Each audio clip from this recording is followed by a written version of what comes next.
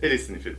Je vous apprends rien si je vous dis que le cinéma est un art. Et donc, qui dit art dit subjectivité, ressentiment, débat, en tout cas. Et aujourd'hui, on va voir une liste de cinéastes qui ont divisé l'opinion publique, que ce soit par leurs films, leur communication dans la presse ou d'autres facteurs externes. Et attention, je parle pas forcément de mauvais cinéastes, juste de ceux qui ont créé la controverse d'une manière ou d'une autre. On va commencer par celui qui m'a donné envie de faire la vidéo. Si on veut du sang, du sexe, du sang, du sexe, du sang, il faut voir un film de Lars von Trier. Et si vous voulez voir de la provocation, il faut voir une de ses interviews. Ces scènes sont parfois tournées à une saveur réaliste, avec caméra à épaule, ou d'autres plus artistiques, au ralenti et sur un fond de musique classique. Là où ses fans voient un vrai artiste avec un style qui lui est propre, ses détracteurs le voient comme un clickbait vivant, un pervers ou un wannabe artiste. Ces films choquent tellement que lors de la projection de The House That Jack Built, il y a des spectateurs qui ont carrément quitté la pièce. En fait, c'était presque la moitié de la salle qui a quitté la pièce. Et ça, c'est assumé d'avance. Le Danois l'a dit lui-même, le politiquement correct tue la discussion. D'ailleurs, les polémiques qu'il crée sont souvent dues à ses déclarations et son attitude face aux journalistes. Il a quand même prétendu être le meilleur réalisateur du monde. You know, you are all my guests. It's not the other way around. That's how I feel it. It's the hand of God, I'm afraid. And I am the best film director in the world. Avant de se déclarer sympathisant nazi, He's not what you would call a good guy, but I understand much about him and I sympathize with him a little bit. et être accusé de misogynie à cause de son film Antéchrist.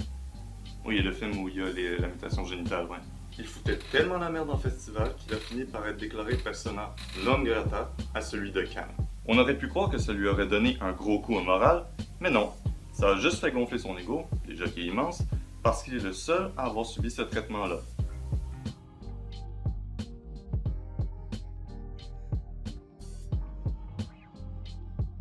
Quand on parle d'action, de combats, de robots épiques ou, surtout, d'explosions,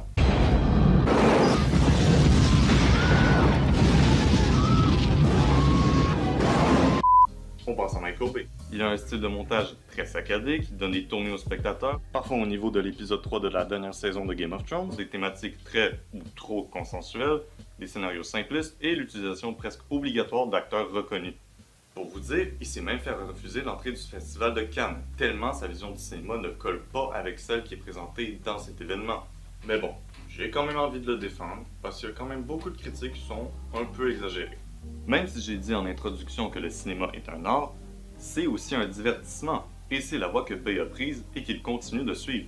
Il ne faut pas voir ces films comme des œuvres d'art, mais au mieux comme des plaisirs coupables.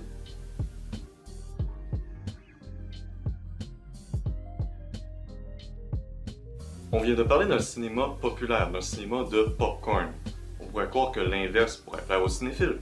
Mais non. Quentin Tarantino, QT, notre ami Quentin, appelez-le comme vous voulez, est un cinéphile notoire et très investi dans sa passion. Son style est reconnaissable par ses dialogues longs, entrecoupés par des scènes de violence, une construction narrative particulière et des références artistiques de partout. Maintenant, on va traduire ce que je veux dire dans la langue de ceux que j'appelle les QTH. J'aurais bien donné une étoile à Inglourious Basterds pour Brad Pitt, un des seuls à avoir réussi à m'arracher un sourire, mais Tarantino n'a même pas été fichu de développer son rôle. Ah, Tarantino. Quentin aime le cinéma, et le sang qui gicle. Il connaît même des noms de réalisateurs nord-américains, et il en est très fier. Vous ne le savez pas? Pas de problème, il s'acharne pendant 2h30 à vous le faire comprendre. Pour cela, il se sort des noms de ses personnages, copie le style de ses maîtres, et si vous ne saisissez toujours pas, il les mentionne ouvertement d'une façon aussi grossière qu'infantile. De la bonne musique, des bons acteurs. Et c'est à peu près tout. Tarantino tourne à vide pendant une très longue heure et demie, qu'on sent vraiment passer. Ensuite s'enchaînent quelques péripéties à tiroir dont il a le secret, mais c'est bien peu pour un film aussi laborieux. Alors certes, quand on entend se faire interviewer, il nous fait le coup du cinéaste hype attendu au tournant mais qui se refuse à entrer dans le jeu, préférant sortir un opus moins agressif. Il n'empêche qu'il paraît ici plus empêtré dans son style très bavard que maître de son film. Déception qui confirme l'évolution d'une carrière en dents de scie, sympathique mais surestimée, intellectuel surprend un peu trop pour dire. En tout cas, vous comprenez l'idée. Malgré tous les défauts qu'on pourrait lui trouver, c'est clairement pas un noob pour autant. La preuve avec la Palme d'Or qu'il a gagnée en 1994 avec Pulp Fiction, ou sa nomination de Once Upon a Time in Hollywood aux Oscars. Donc, résumer Tarantino à un plagiat au succès démérité, c'est un peu être de mauvaise foi selon moi.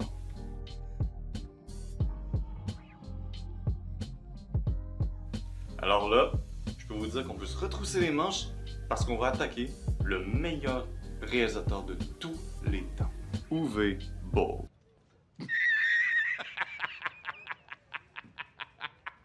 Ben quoi, si c'est lui qui l'a dit, ça doit être vrai. Attends, il a même publié un livre, Comment faire du cinéma en Allemagne. Non? Depuis le début de la vidéo, je parle de réalisateurs qui divisent, mais qui ont tous du talent, un style reconnaissable, ou au moins une réussite critique ou commerciale. Malheureusement, le talent et tout ce que je viens de citer, c'est pas donné à tout le monde, et Uwe Boll en est la meilleure preuve qui soit. Comment je peux vous décrire Uwe Boll? Ah, je sais. Il faut imaginer quelqu'un qui se prend pour un artiste subversif seulement pour cacher son incompétence. Quelqu'un qui prétend être le meilleur réalisateur du monde, mais qui a enchaîné les échecs commerciaux et critiques. En gros, peut-être la meilleure blague de l'histoire du cinéma. N'ayons pas peur des mots. Et c'est pourquoi il est le plus connu, c'est pas un de ses films, c'est ça. Un match de boxe dans lequel il casse la gueule de tous ceux qui l'ont critiqué. Ironie du sort, le seul truc qui est proche de l'art dans cette vidéo selon moi, c'est ce commentaire-là. At least he did well at the box office. En tout cas les cinéphiles, c'est la fin de la vidéo, donc si vous voulez un deuxième épisode, dites-le moi, ça m'intéresse. Et vu qu'on est tous en confinement, ben j'aurai plus d'excuses pour plus vous sortir de vidéos. Donc à la prochaine, restez connectés et surtout, restez chez vous. À la prochaine.